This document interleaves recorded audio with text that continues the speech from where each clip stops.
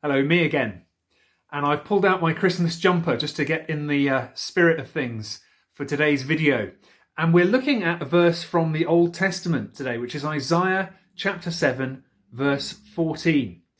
The virgin will be with child and will give birth to a son and will call him Emmanuel.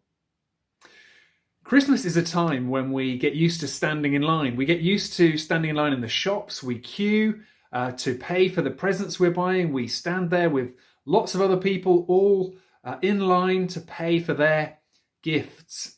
Perhaps we stand in line for carol concerts and school plays and all those kind of things.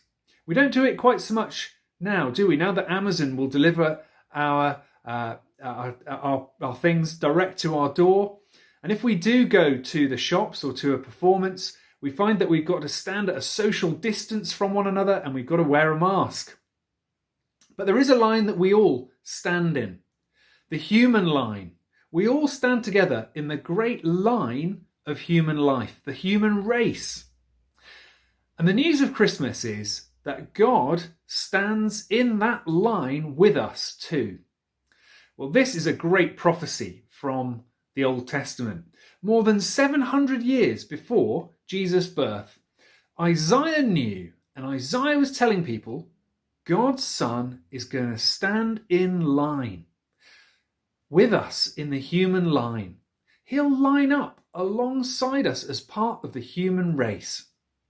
Not at a distance, as if he were ashamed of us, or as though we would contaminate him or corrupt him in some way. No, he'd stand real close with us. And that's why his name would be, or nickname, would be Emmanuel, which means God with us. God on our side, by our side, proud to stand in line next to us. Isaiah knew this God-child would be a little bit different.